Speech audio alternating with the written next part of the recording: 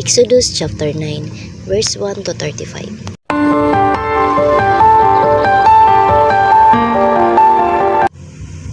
Nang magkagayon ay sinabi ng Panginoon kay Moises, "Pasukin mo si Faraon at saysayin mo sa kanya, ganito ang sabi ng Panginoon, ng Diyos ng mga Hebreo, payaunin mo ang aking bayan upang ako'y mapaglingkuran nila.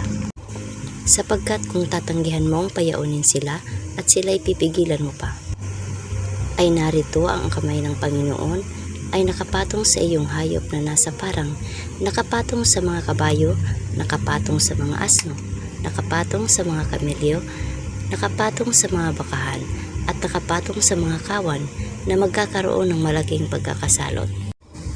At gagawa ng katangian ng Panginoon ang hayop ng Israel at ang hayop ng Egypto, at walang mamamatay sa lahat ng ukol sa mga anak ng Israel."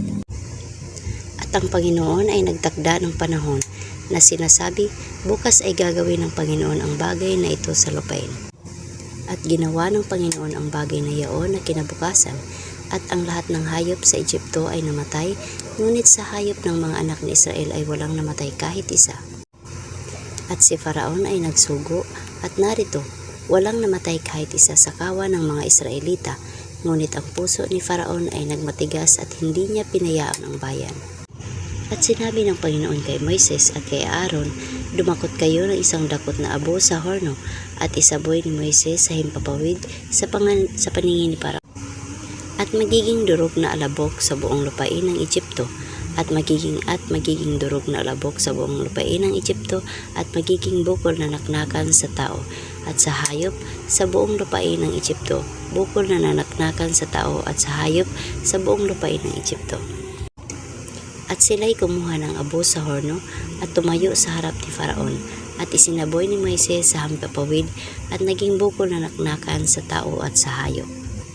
At ang mga mahiko ay hindi makatayo sa harap ni Moises dahil sa mga bukol, sapagkat nagkabukol ang mga mahiko at ang mga Egyptyo.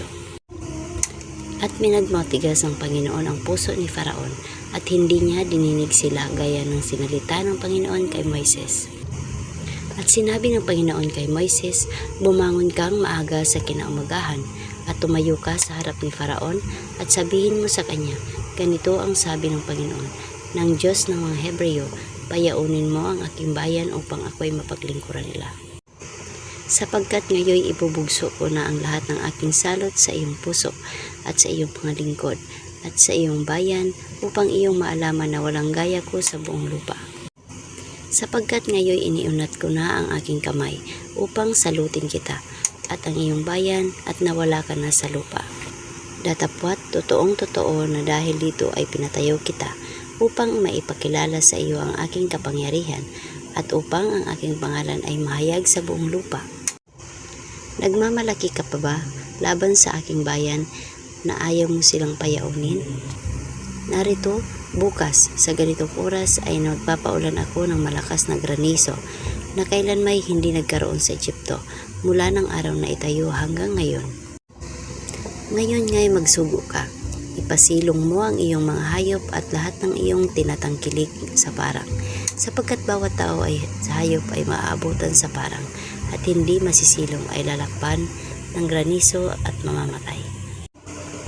Yaoy natakot sa salita ng Panginoon.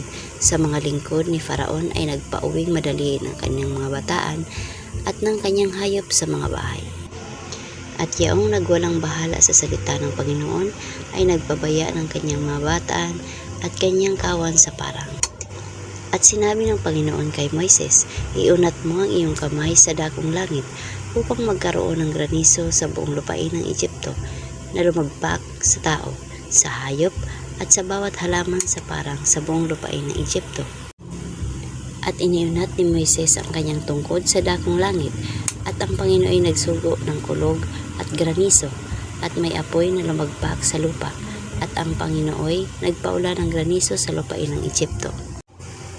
Sa gayoy nagkaroon ng granizo at apoy na nagniningning sa granizo, at napakalakas na kailanmay hindi nagkaroon sa buong lupain ng Egypto mula nang maging bansa. At sinalot ng granizo ang buong lupain ng Egypto, at ang lahat na nasa parang, maging tao at maging hayop, at sinalot ng granizo ang lahat ng halaman sa parang at binali ang lahat ng punong kahoy sa parang. Sa lupain lamang ng Gosen na kinaroroonan ng mga anak ng Israel, hindi nagkaroon ng granizo. At si Faraon ay nagsugo at ipinatawag ni Moises at si Aaron at sinabi sa kanila, "Ako'y nagkasala ngayon. Ang Panginoon ay matuwid at ako ang aking bayan ay masama. Dalanginan ninyo ang Panginoon sapagkat nagkaroon na ng sukat na malalakas na kulog at granizo at kayo'y aking payayaunin at di na ako bibinilin." At sinabi ni Moises sa kanya, "Pagkalabas ko sa bayan ay aking ilalahad ang aking mga kamay sa Panginoon at ang mga kulog ay titigil at hindi na magkakaroon pa ng anumang granizo upang iyo'y maalaman na ang lupay sa Panginoon. Ngunit tungkol sa iyo at sa iyong mga lingkod ay nalalaman ko na di pa kayo matatakot sa Panginoong Diyos."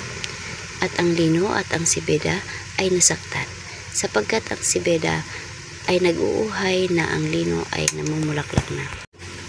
Datapwat ang trigo at ang espalta ay hindi nasaktan, sapagkat hindi pa tumutubo.